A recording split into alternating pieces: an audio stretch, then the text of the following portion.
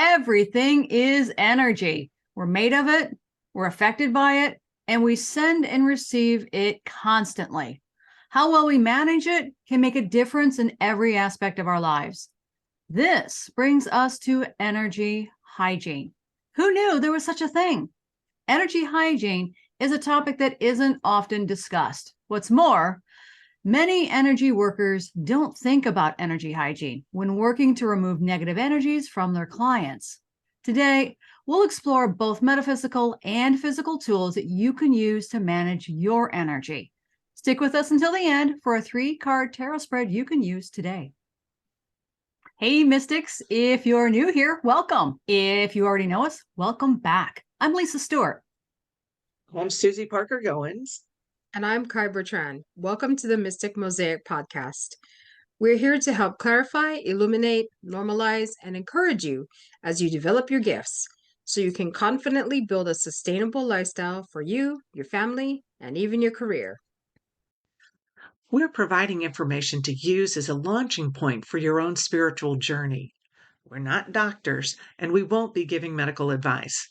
Plus, we won't be giving free readings. The information provided here is for educational purposes only. Let's start the conversation. So, what do we mean by energy hygiene? We define it as being conscious energy, conscious of energy, your own, the energy of others, how it flows, and where it goes. Again, everything is energy. How it presents is due to its specific frequency of vibration. We're made of energy and affected by it. We send and receive it constantly.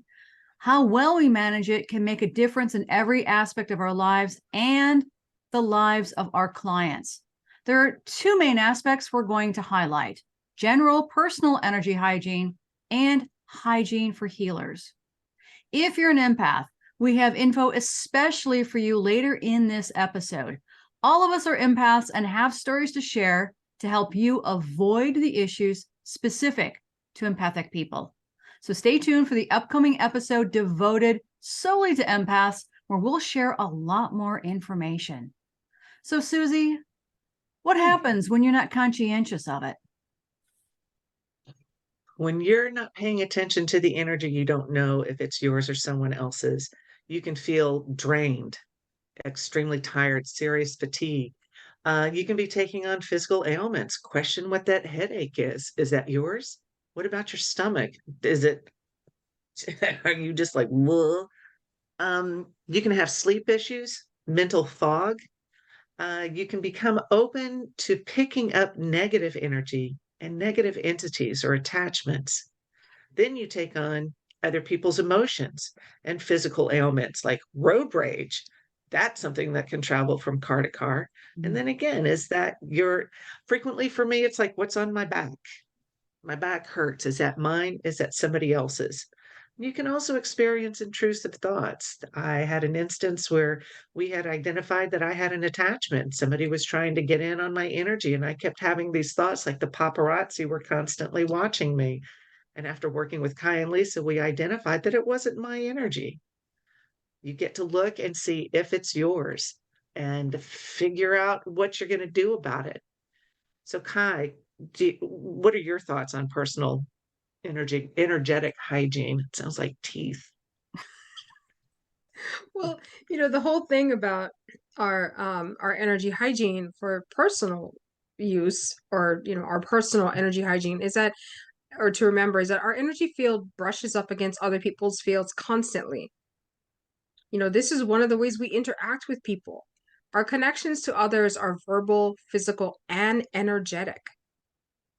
Often we exchange energy whether we mean to or not. And we know immediately when we have run up on energy we don't like. It causes us to shudder. We get that weird gut feeling. We get that crawly, creepy feeling on the back of your neck. And so it actually can physicalize. You can actually feel like someone else's energy and go, ugh. Yeah. Right? We've all had that. Yeah. So clearing ourselves from the energy of others and taking back what is ours is a helpful spiritual practice.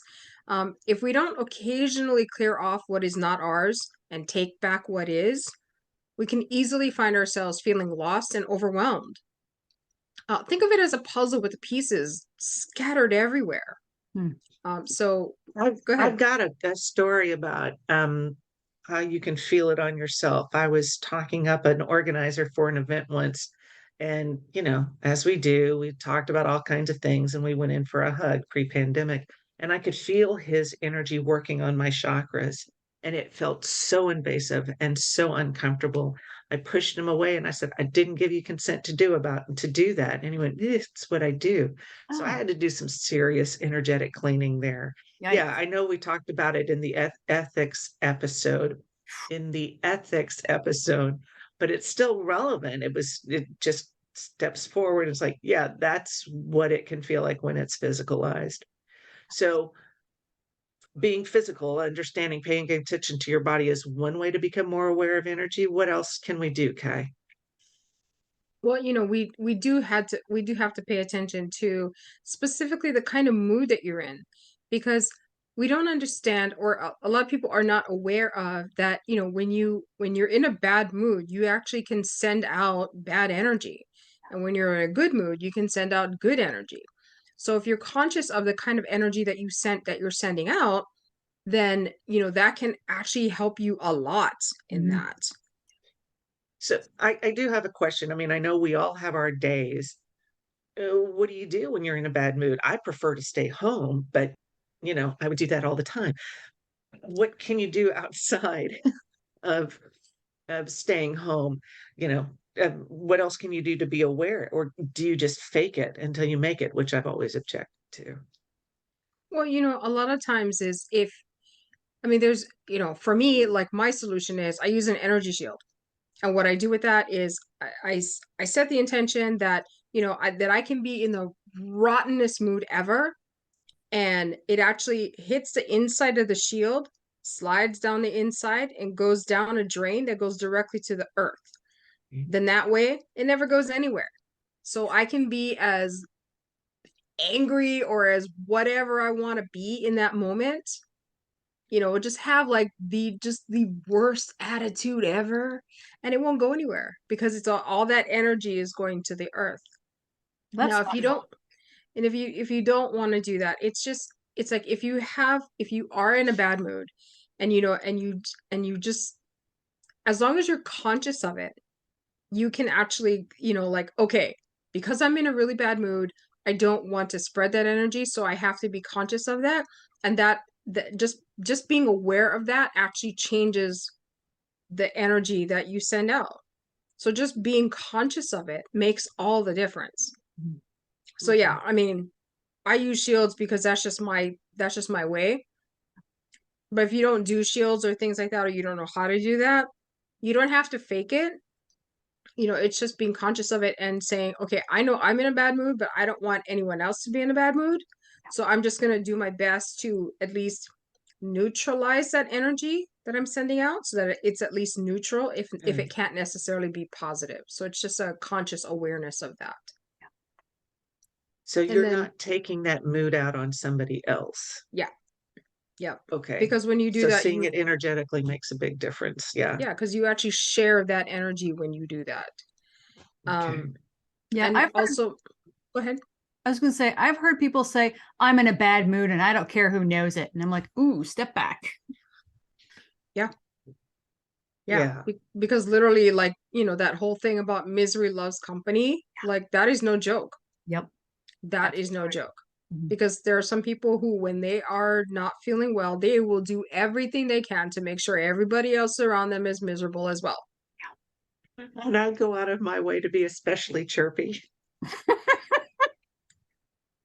Yeah, well, for me, it's just straight up avoidance because, as an Yeah. empath, and we'll talk about that later, it's like it's too hard for me to deal with that. Yeah. I just walk away. I'm just like, I gotta leave I do because too. I can't do that.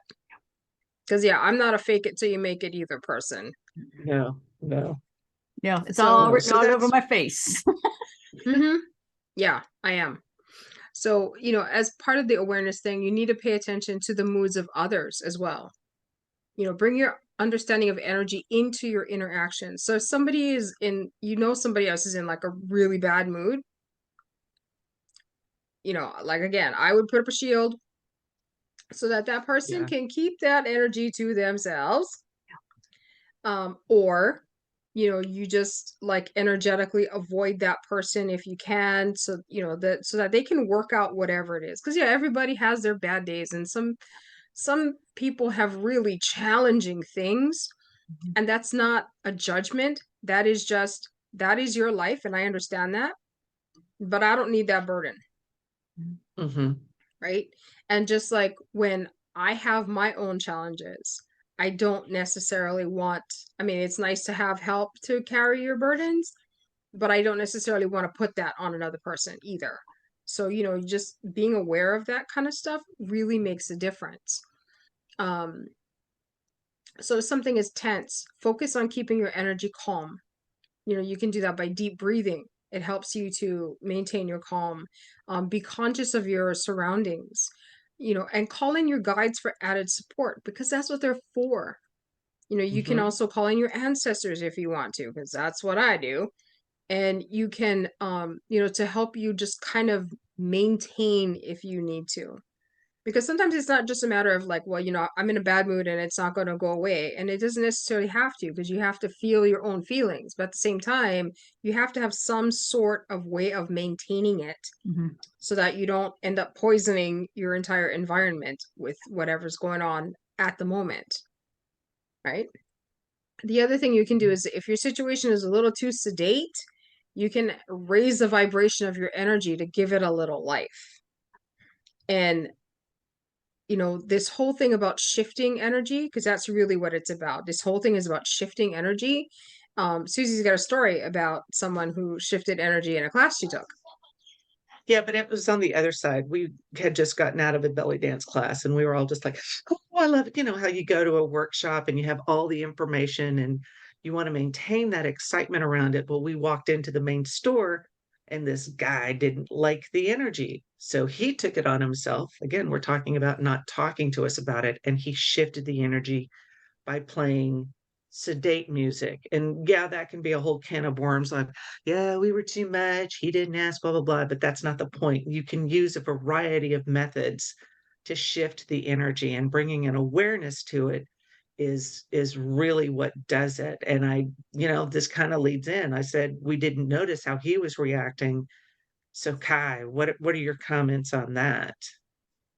Well, for me, I feel like, you just need to notice how others act, react, and feel. In general, like, avoid bad, enhance good. Notice I said enhance good, not absorb good, Mhm. because that puts you in the energy vampire mode. We want good Mm, energy to spread, not stop. And if you're not sure about all that, then you can look at our toxic spirituality episode that we've already done, regarding that. yeah, So cool. these are all really great points when we're experiencing energy flow from person to person. But does energy, uh, does it get reflected in buildings and places and things like that? Oh yeah, definitely. When you walk into a room or a building, it's like, what does it feel like to you? Mhm. Is it comforting or is it confrontational? Mhm. Like, you need to, that's part of being aware of your energy as well. Gauge your surroundings to assess your chances of walking away without losing energy or carrying someone else's.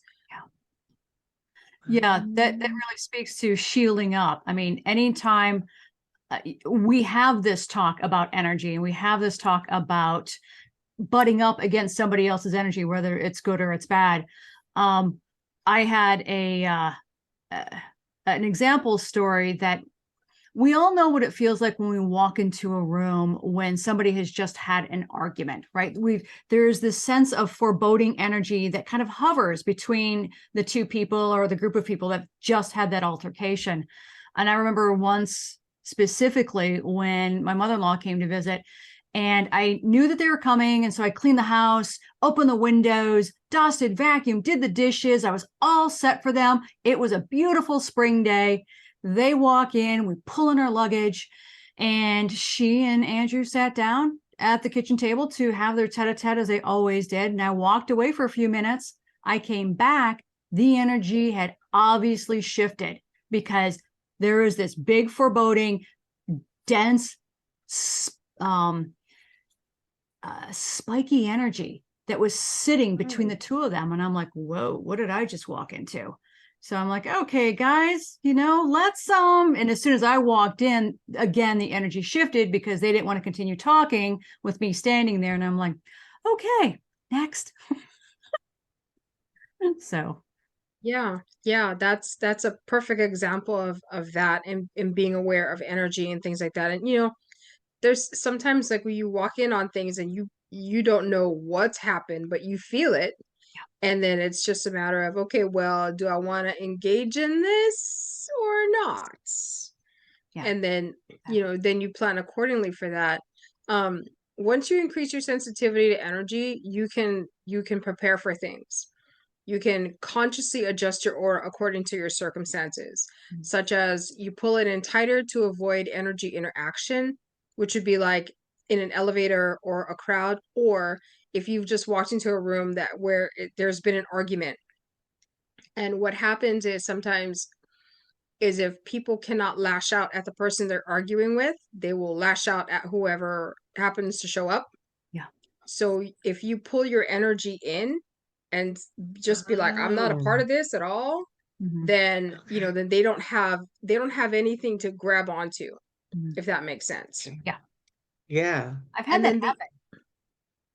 Yeah. And then the other part of that is you can actually expand it to engage more, such as when you're giving speeches, or you're a vendor at an event, or you're at a party, or whatever, where you have to have this, where you have to allow your energy to expand so that people can mingle a little bit more and everything is much more inclusive and the energy is much more blended in a space. Then you would expand it. An advanced form of energy connection is called a cord. It can be difficult to remove because usually cords are not good. They can be good though, because we establish cords with our loved ones. So, from parents to their children, from people to their pets, those are all perfectly healthy connections and are necessary for us and help to strengthen us. So those are great. It's the cords that take energy from us that are not for our highest good. Those are the ones that should be removed, and that can be difficult to remove, and that you may need assistance with it. This is, like I said, an advanced form of energy that we're going to probably cover in a completely another episode. So I have a quick question about cords, and that is, let's say in an environment like this, the three of us are sitting here hosting this podcast. We are creating energy cords with ourselves too, right? I mean, we can't help but create energy cords. So it's just a matter of the human condition. And then, of course, we'll get into how to do personal hygiene in a second, but I just kind of wanted to throw that out there because, as I explained to Andrew and other people who aren't spiritually inclined, it's like, it just happens. So. See, I think with the three of us, it's consensual. We There's are working together. We're working together. But I also feel like in our particular situation that, we're sitting here, we're doing the things, we're talking, we're getting it sorted out. But then at the end of this, we cut those cords, we release those cords. So I don't often just lay awake at night going, ooh, I said something, and ooh, how do they take it? So that overthinking comes in. I also want to point out that not every family cord is healthy. It's determining if they're toxic or not. I was on an event once and somebody made this just definitive statement, and I said, I don't agree with that, and then they got offended, but that's their problem. So cords can be good, they can be not great. It's up to us while we're showing everybody this is how you discern the energy. And so when you can discern if it's useful or not, then go with it or not. Actually, I want to add one more real quick thing to the cords. Yeah. And that is that there are times when it is actually in our best interest to and we're going to talk about this removing all energy that doesn't belong to us. But again, advanced energy to cut all the cords, every single cord we have, including the ones that are good for us, because that allows us to engage in just our energy and no one else's. And then we get to reestablish cords, the ones that we want. So there are times when you cut all cords, no matter what, and then you reattach to the ones that you want. And then that's a healthy way of approaching cords. Good point. Yeah. And that includes a lot of steps. When you're looking at your own energy, you're doing your personal hygiene, your personal energy hygiene. Yeah. What is the best way to take care of our energy? Like, we're talking about energy hygiene. How do we start that process? It's a 3-part process. So you want to clear your aura, clean it up, and you can use whatever method you prefer. You can use, I use a water meditation in which I see the shower coming through me and washing through me, and with that intention of removing whatever's not mine. So it clears it. It sends it back either to whoever owns that energy, or it sends it to Mother Earth or to Source. It's,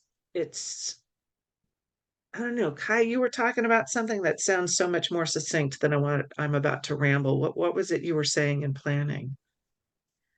About sending energy back or over or around? Yeah. What you can do is that you can use just a shower of light, carrying the intention of removing what is not yours, cleaning it, and then sending it back to whoever owns it. It was about angry energy. That was it. Right. Angry And energy. so Okay. what I was saying is, because we were talking about, you're like, what if the energy they send at you is angry energy? And then, shouldn't that go back to source? And for me, I look at it as, if I get energy on me that is, say, negative in nature, but doesn't actually belong to anybody, like, once I expel that, that goes back to source. As far as specific angry energy that somebody is sending to me, once I shed that, that goes back to whoever sent it. So my intention when I release energy is that the energy goes back to wherever it came from. So negative energy and other energy that doesn't resonate with me can go back to source because it doesn't have any owner per se.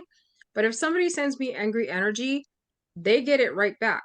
And I know for some people, they're like, oh, but you shouldn't do that. I'm like, why? They sent it to me. I'm just sending it back. And if it makes them angrier, or if it does any detriment to them, that's on them. Like, it has whatever intention that energy carried is now with them. Like, So there's that's no a natural consequence. Yeah, it's like there's no intention. All I'm doing is removing the energy and sending it back to wherever it came from. Return to sender. Pretty much. Yeah. So, Okay. so there's no ill will on my part. It's just, I'm just cleaning it off and being responsible about where that energy goes. Because it And has not to my go somewhere. circus. Okay. Yeah. Okay. And so Okay. that's my thought. Okay. Okay. So, going along, the second step of the process is that, once you've cleared it using whatever method, I've also used the flash dance image of just and letting the water flush all over me. Once you clear it out, What a you get. feel! I'm going to flash back to college. Oh my God, no, stop me. Now I think of Puss in Boots reenacting that scene. Oh, it cracks me up. So, stay on target. So once you clear it out, you need to fill it in with other energy. So you're calling pieces of your energy back to you and assure that it's clean. So that's what the flushing all does, is that it sends whatever's not serving you. For me, I use the image that it goes into Mother Earth, and then Source is coming in and filling in all of those spaces that are left. that have been cleared out. You retrieve your energy, say you've left your energy somewhere else, you ask for it to be cleared by source. You don't want to have oogie energy come back to you. You want to have the nice clear energy coming to you, and then it will all smoothly, it integrates in so nice and fresh and clear. And then clean, clear, and protect. We are going to talk about that protection thing again. It's so important that as you're doing all the clearing, you're doing all the filling in. So you want to protect it so it stays clean, it stays clear for as long as is possible. And that's where you use the energy shield or the hamster ball of God. I mean, we've got this thesaurus of metaphysics working here. So whatever it takes, whatever word or image it takes for you to remember to protect yourself all the way around, not just the front. You got to get the back, you got to get above and below. You want to create this overall protection or shielding. Mhm. It's not always a perfect solution. Honestly, nothing is, but it can prevent those negative energies or the energy of others who are not resonant with you, or even negative entities or attachments from getting at you. So you want to roll around in your protection so that you can help to uplift the energy elsewhere. That's kind of the point. I think that is definitely the point, at least on a personal level. Those are all great points, Susie. And I couldn't help but think clean. What did you say? Clean, cleanse? No. Clear, fill in, protect. Clean, fill in, protect. Clean, fill in, protect. It sounds like a trademark brought to you by Mystic Mosaic Podcasts. Yeah. So as we're talking about that, I think that would be a great little energy hygiene healer. A little hygiene spray, right? For healers. You're watching the Mystic Mosaic podcast. Hit the like button and subscribe. Don't forget to click the notification bell to be notified when we upload another video. It helps YouTube share the episode with others who want to learn more about this topic. Let's get back into it. So let's talk about hygiene for healers. Aside from Clean, Clear, and Protect by Mystic Mosaic Podcast, if you are an energy healer, energy hygiene is crucial for you, your workspace, your clients, and even your family. So the Clean, Clear, Protect by Mystic Mosaic Podcast will be available on shelves shortly. We'll let you know when. But just so you know, energy healing usually involves replacing low vibration, negative energy with positive energy of high vibration to help the client heal. The question a lot of healers don't think about after they remove negative energy is, where does it go? Most trained healers have a process for dealing with the energy that has been removed, but that's not always the case. The energy hygiene practices of the healer can affect how successful the session turns out to be, and if the client actually makes progress. A lack of careful practices on the part of the healer can cause energy issues for the client, the healer, and their families. So, what do you ladies do? When I've had particularly intense sessions, and I make sure I clear my space using the same meditations, the same imagery, and I create definitely a protection around me. And after one particularly intense session, I use the counterclockwise to clear, because we had so many things going on. I used the counterclockwise to clear the energy and send it into Mother Earth. And then I filled it in with source. Thanks to Kai, I know that it's really important to set up some serious protection around me when I'm at an event. And now that extends out to clients. And there's so many times I have told clients as part of my spiel, it's like, yes, we do our thing, and then I clear it afterwards so nobody goes stepping into somebody else's energetic sludge out there. And they're actually relieved to know that. Mm-hmm. Mm-hmm. Yeah. My thing is, if I'm depending on what I'm doing, so if I'm working on a healing, like at an event or something like that, the first thing I do is I put up an energy shield to make sure nothing leaves. And also that we don't get interrupted by anybody else's energy, because it's like when you're at a public space, like people just walking by, curious as to what's happening, they can end up sending energy to whatever's happening, and so they can actually interfere. So having a shield up actually prevents external as well as internal interference. And then what I do is I clear everything off. Negative energy, I actually send to God's light specifically. I send it back to source. Anything Mhm. else, like, just regular energy, blocking energy, that kind of stuff, I send it all directly to the earth. And then I make sure that the client is stabilized as much as I can. I normally put a shield over my clients when they leave, especially if it's like a super intense kind of session, just because their energy is like fluctuating so madly. And I'm like, well, we're at a fair. You can't sit here for half an hour adjusting, right? So I put a shield on them so that they can at least have some sort of stability, while they're continuing with their day. And then I clear out the shield, I send everything to source, and then I break down the shield. That's what I do. Okay. So I've got a question. Hmm. What happens if you don't clear up your space after your session or your reading? Oh my gosh. Yeah, I don't want to leave that sludge walking around. I know I can see energy a lot more clearly than I can.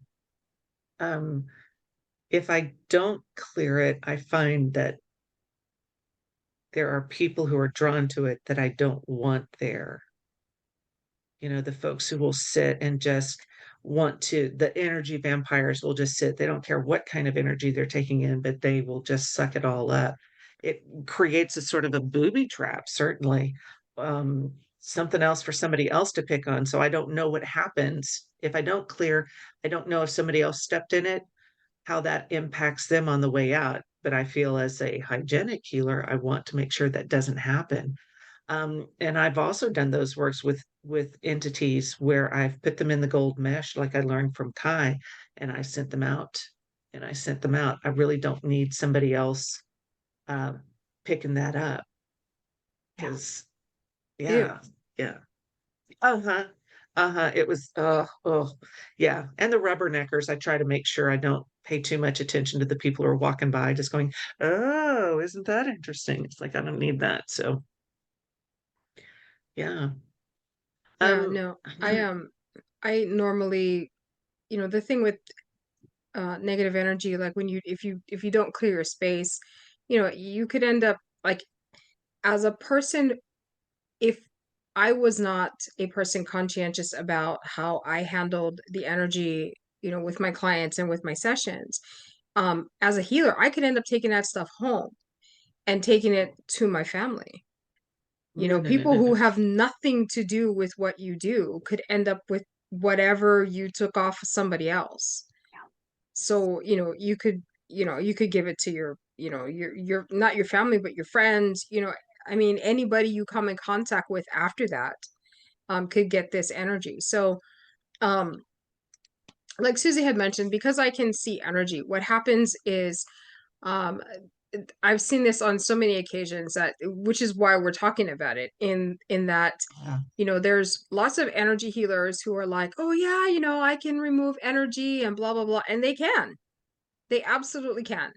But what happens is the energy ends up as like a blob on the floor. Or I saw this one woman, she was like doing this thing where she's literally like taking the energy off and like doing this with it. And so it's like on the walls, so you see, so I'm looking around and like there's like these little blobs that are literally like sliding down the wall. I'm like, Gross. Ooh, Jiminy ooh, Cricket, lady. ooh, ooh, I ooh. was like, what are you doing? And she's like, la, la, she's flinging this stuff everywhere. And I'm like, ah, so Yikes. it's like, and so I'm just like, yeah, I'm telling people, what, be careful over there, because like there's all this, and what people don't understand is all these little like negative energy blobs, if they resonate, they coalesce, I and wonder. they get bigger, and Gross. they get stronger, and then they turn into Oh, entities. Ugh. So, and then, yeah, I mean, and I've seen people like, yeah, like they pull an entity off of somebody, and then it Like they just kind of drop it, and then it hopped up on somebody else that was walking by, and I'm like, ah, Oh, so basically what we're saying is don't be that person. Yeah. That is clean up after disgusting. yourself. Yeah. Because I mean, like, I am not joking, because I can see these. I mean, because there's always energy is always everywhere. There's no question about that, right? And I mean, sometimes you can just pick up stuff and you don't even realize you've picked up something Yeah. because the energy is so close to your own that you don't realize it. Yeah. But especially if you're gonna work with energy, you have to be conscious of what you do with it. Yeah. Because if you're not, you could end up hurting yourself, your family, your clients. Yeah. Because I mean, Yeah. it doesn't make sense for you to like pull all this stuff off your client and then they end up picking it back up on the way out because you didn't clear it. Yeah. Yeah. Yeah. Which reminds me, I should probably clean my apartment again today. But as a person who doesn't do energy healing on other people, I'd like to know going forward, what are some of the best practices for energy management for healers? Okay. I would say the first thing to do is, clear what you can from your clients. Cleanup is easier later if you set the intention from the beginning that whatever you remove goes wherever you choose. So, for instance, before you start, you can say, whatever comes off of here will, like in my case, I will say, like, if I know the person has an entity, the intention for that is that goes to source. If it's just like negative energy or just an energy block or some sort of like there's the energy is stalled or stagnant in some way, like once I remove that stuff, that can just go straight to the earth. That is my intention for those energies. I've already set those levels, so when I work, those are the intentions that are set. And so all I have to do is basically just watch it happen. So, quick question then. Why wouldn't you send the entities and have them transmute back into Mother Earth? Because that energy is so highly negative that it's actually better if it goes directly back to source. So it would stay alive then in Mother Earth? Is that what you're saying? Possibly, yeah. Ooh, okay. So yeah, I don't take chances with that. I mean, if it's like Right. just small generic stuff that might be a little negative, like, it feels like it's like, because to me, energy looks like a little blob, like a little negative energy blob, because I can feel that, and that I will send to the earth. But if it's cognizant, like where it can make decisions, that goes to source. Like I'm not even playing with that. Mhm. Good point. So yeah, so if you set your intention and that when you clear stuff from your clients, that's the first thing. And don't forget, the second part of that is fill in and replace with high vibration energy. So whatever you take out, like, so look at it like as if you had something that like had holes in it. You need to plug the holes, fill in with stuff. Double check to make sure that you've removed as much as you can. So you fill in and then you just double check again to make sure that there's not any other weird little spots of energy that you might have missed the first time. Do a second sweep and then fill in again. The third thing I would do is protect and stabilize their energy. Now, after somebody has been worked on, with an energy healer, their aura is in a period of adjustment, trying to integrate the fresh energy with the energy that they already have. But what happens is wide fluctuations can attract negative entities. Think of it as a fish in distress that creates erratic waves that then attracts sharks. And I know that's kind of like a kind of rude kind of thing, but that's what it is. That's what happens. It's like you're fluctuating so much that a negative entity goes, oh, what's that? Mhm. And then they come over to investigate. So if you actually help to stabilize their energy, at least on the outside, I do that with a shield, right? So I put a shield on the outside that stays with them for as long as they need it. And then whatever excess energy from that shield is left when they no longer need it, part of my intention is that it goes to the earth. Me too. So then that way they're protected from anything else that might try to come at them while they're trying to integrate the energy that they got from the healing.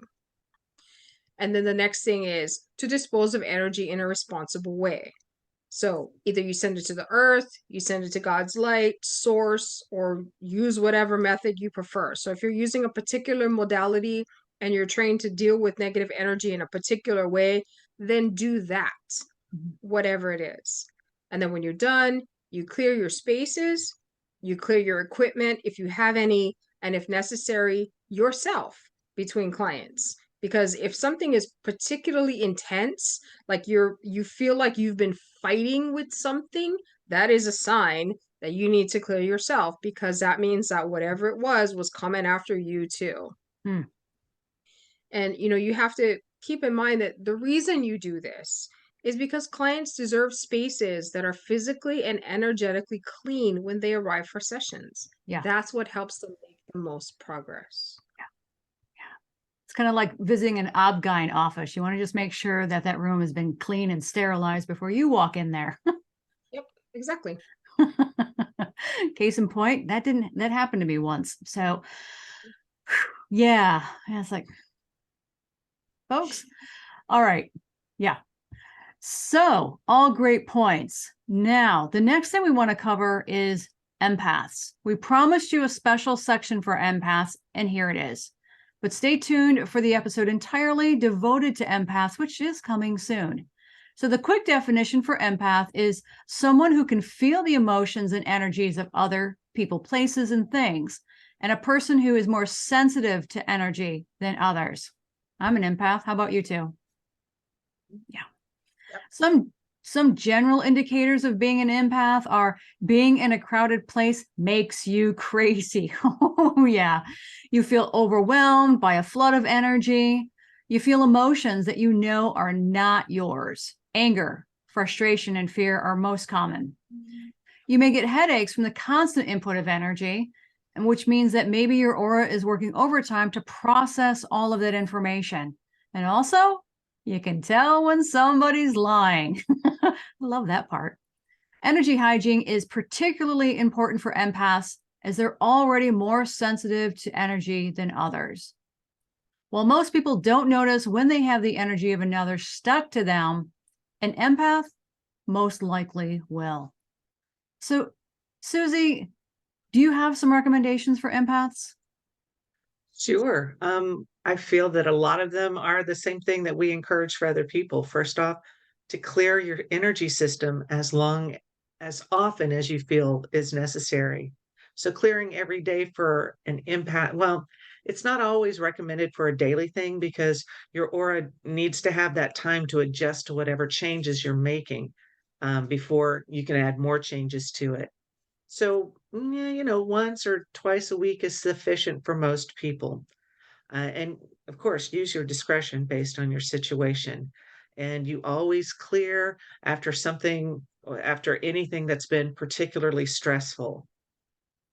Then you include energy protection. Put up those shields up.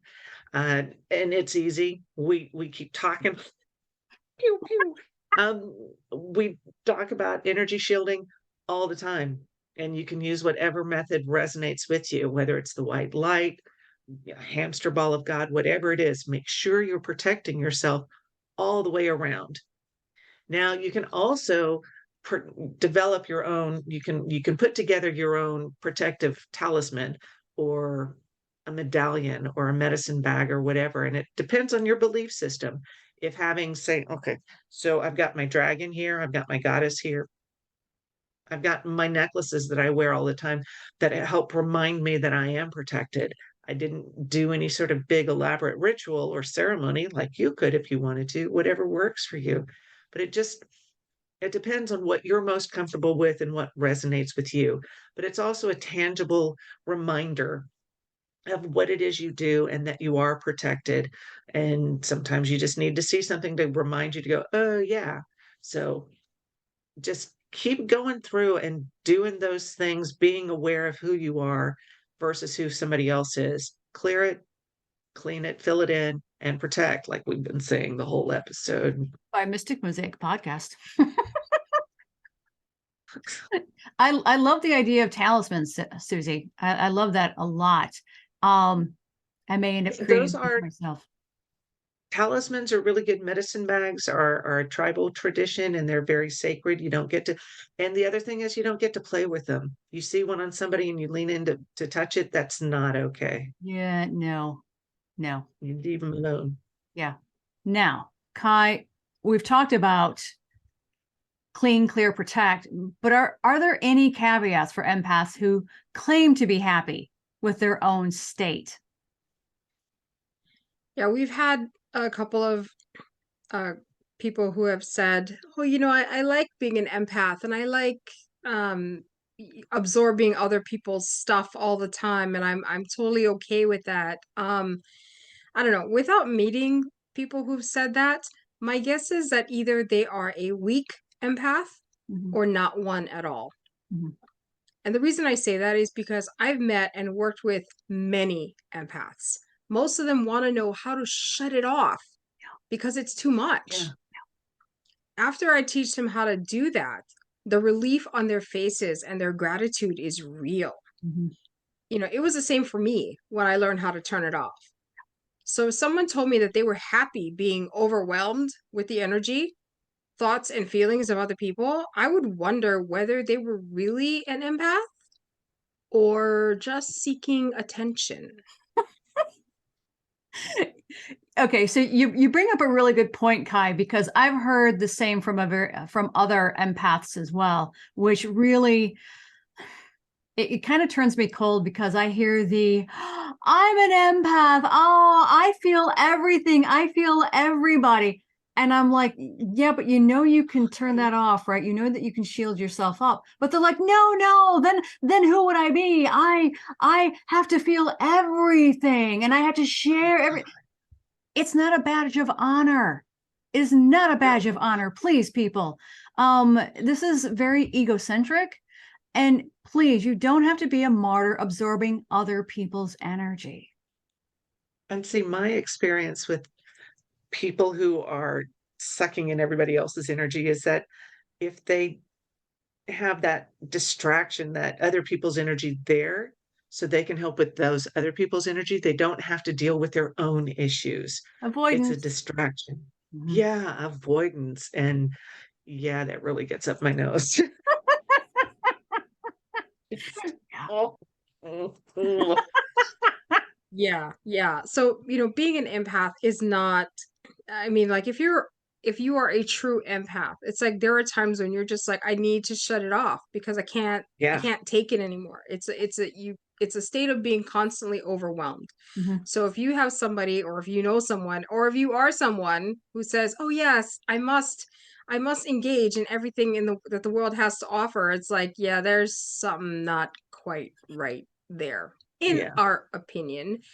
You do you, of course. Mm. We're okay with that, but it's like, if you happen to know someone like that, just keep that in mind that most empaths don't have that outlook on it, and they really want to turn it off when they can. Not to say that it doesn't have its benefits, and we're going to talk more about that in a completely different episode devoted to empaths, but because there's a lot of definite advantages to being an empath, but at the same time, you have to be able to control it, or it just drives you crazy. Mhm. So, because the energy is just too much, and energy is everything. Mhm. We thrive when we are surrounded with the highest and best of it. Taking on the energy of others and allowing ours to be taken from us is not the healthiest way of using our energy. Think about the energy hygiene techniques we've talked about today for clearing and handling energy. Use what works for you. Clearing and protecting yourself in all aspects of your life allows you to move freely on your path. We were keeping it simple with the energetic methods. There are also a lot of physical tools you can use, such as rattles, drums, chimes, and even singing bowls. More about these kinds of things later. Thank you, Kai. Before we get to the tarot/oracle card spread, we hope that you've enjoyed our chat about personal energy hygiene and that it expanded your awareness to help you take the next steps. If there's a topic you'd like us to cover, let us know. Please consider supporting us on this journey by picking up Kai's Energy Shields audio course at handsonfire.buzz, getting your copy of my 2023 digital calendar that includes energy planning at co-createmagic.com, and don't forget to listen to Susie's amazing podcasts at bluelightninghealing.com. Okay, on to the tarot and oracle spread. So this is for energy hygiene. Woohoo! Get your cards ready, folks. No, let's do that all the same. I want to do that all at the same time. Here we go. All right. So here are the 3 questions for the 3 card spread. The first question is, what energy must I be aware of? Second question, where am I open to the influence of others?